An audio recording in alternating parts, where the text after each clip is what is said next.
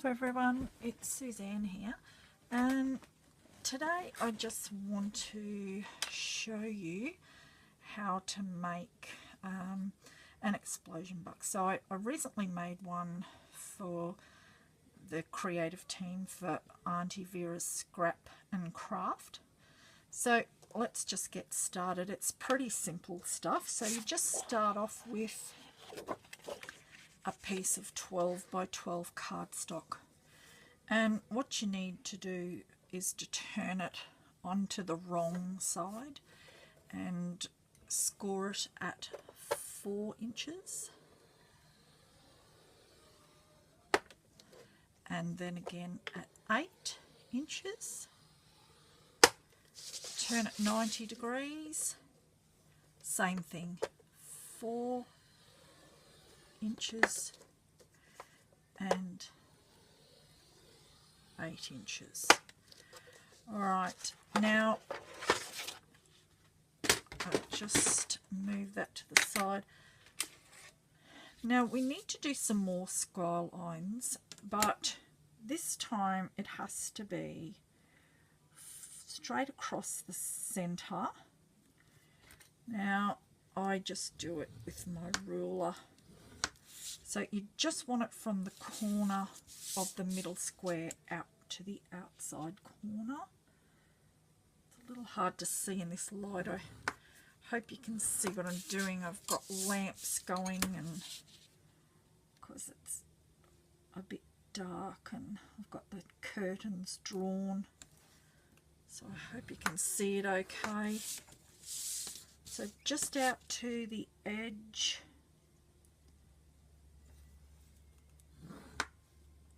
Okay, now the next thing you need to do is cut off these corners. So I usually like to just do it with my box cutter on my delightful board there. Isn't that a beauty? Covered in gesso that I was too lazy to wipe off. And I just chop that off like so. I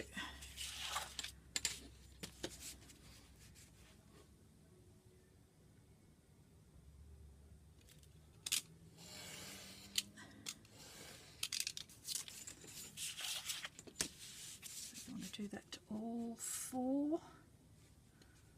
It's a bit hard to see it in this light.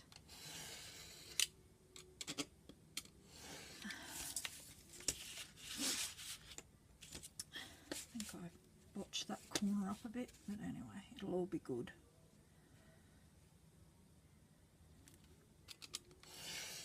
Okay. Alright, so now you want to fold, get a good crease on all of these score lines.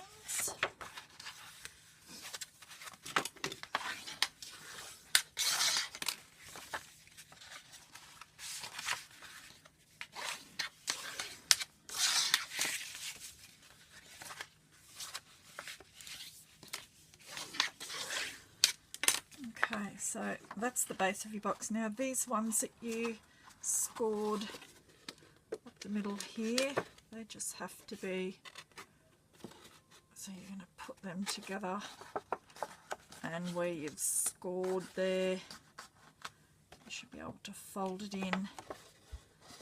So that has to happen for each corner. Make sure they're meeting up nicely, and give it a squeeze. Matching up. A squeeze on that score line.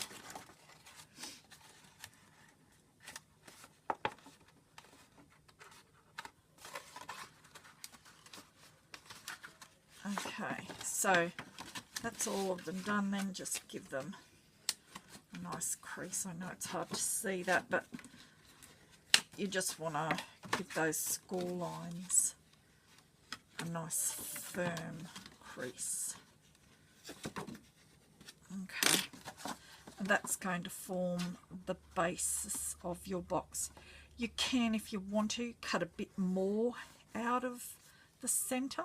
Some people take this out altogether, but I like to keep it there because it provides a bit more stability, but I usually cut it a bit deeper down into here. But just for this tutorial's sake, I'm going to leave them in.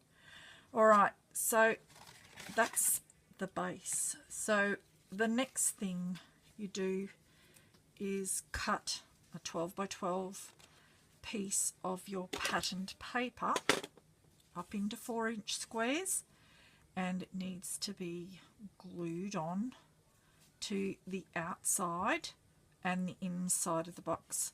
So I just use a bit of PVA and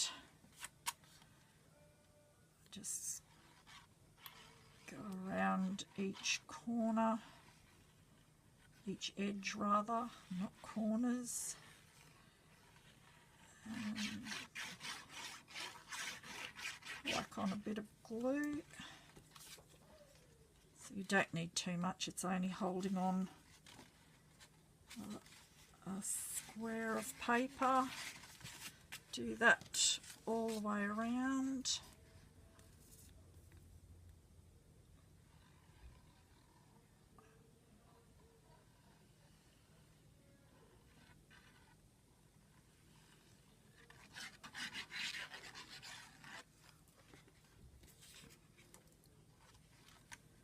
Sure what's up or down on that paper, but it doesn't really matter. So this paper is part of the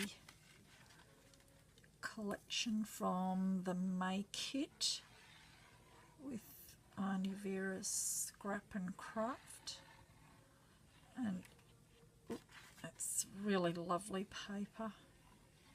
It's been an absolute pleasure to use it. It's so easy to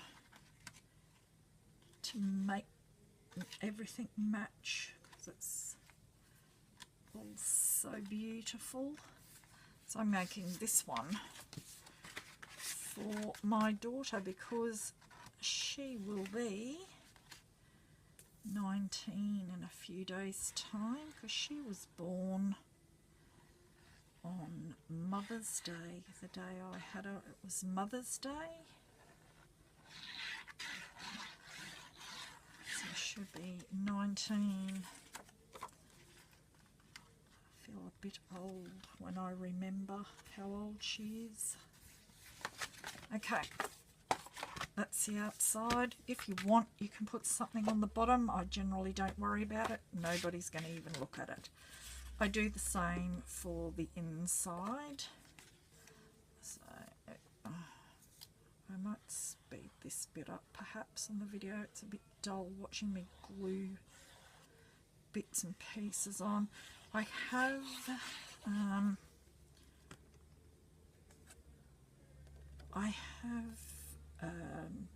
put Distress ink on all of the edges of the paper. Okay, just makes it look better when you don't have those raw white edges. I think I used Bundled Sage for this one.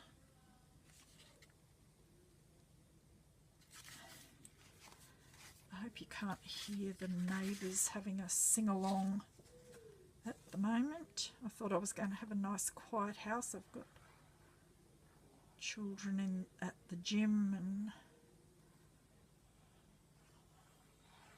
the hubby's not here at the moment, but we're having a bit of a country and western sing-along next door. Very entertaining for everyone.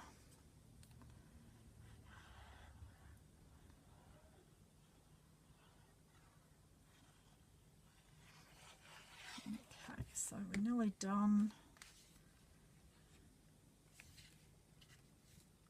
Okay, and I'll put one in the middle as well. So you may find that you have to trim them down a little bit. The 4x4 might be a bit big, but just it's usually pretty good. Okay, so as long as it still folds up without any trouble, and it does. Righto. So now that can be decorated however you like, as can outside. So earlier I did some happy birthdays, which I'm going to put on two sides. Then I found this lovely bird cage, which I know my daughter likes, and I'll find something else to put on the other side. I won't glue them on at the moment, we'll just keep getting on with it, but that's what I'm going to put on those.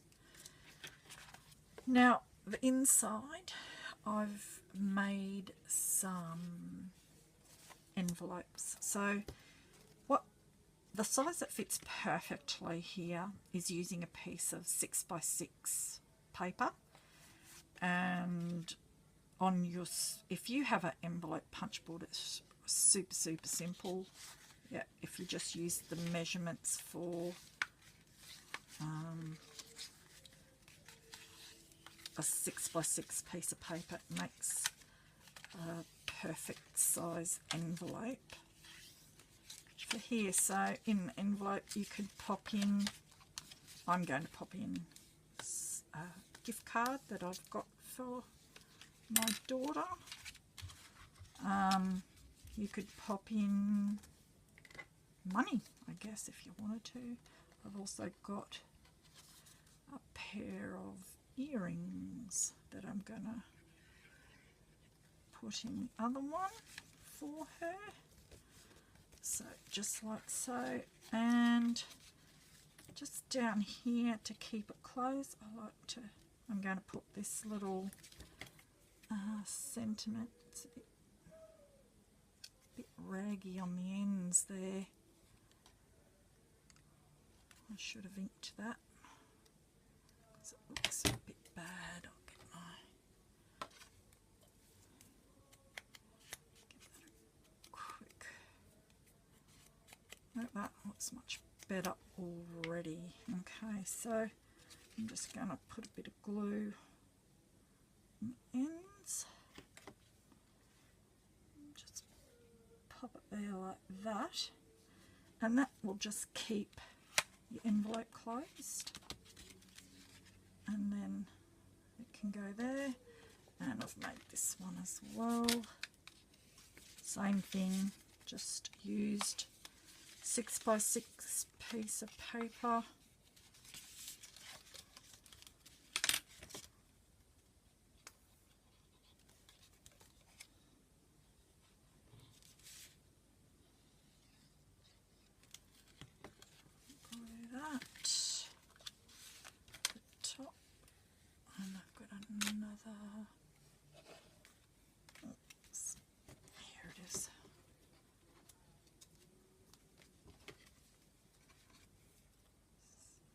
It's a little bit ratty.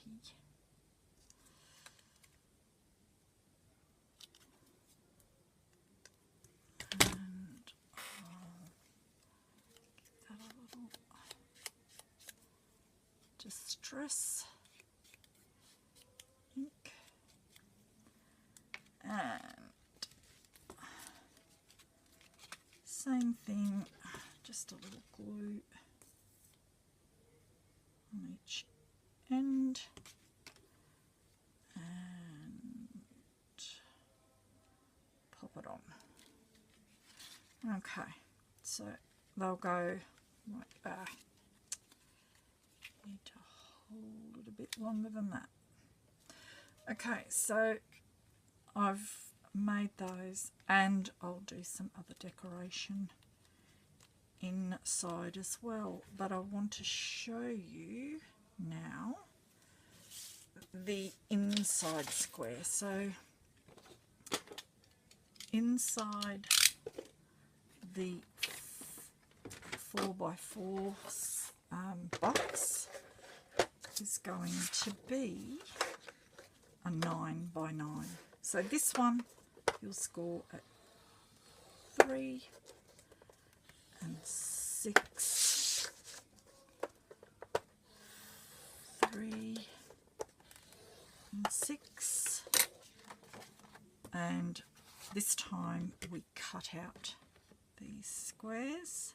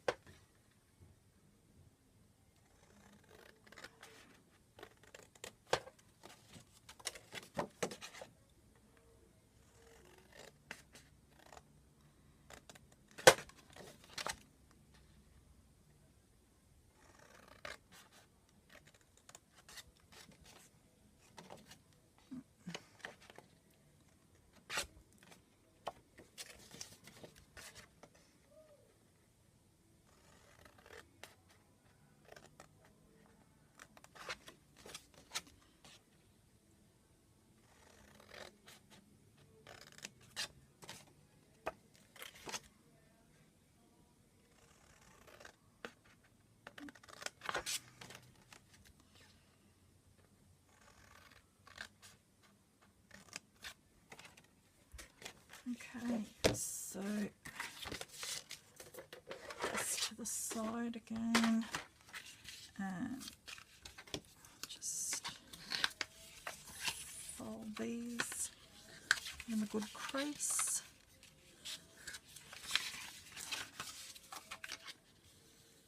Alright, so this is going to fit inside here.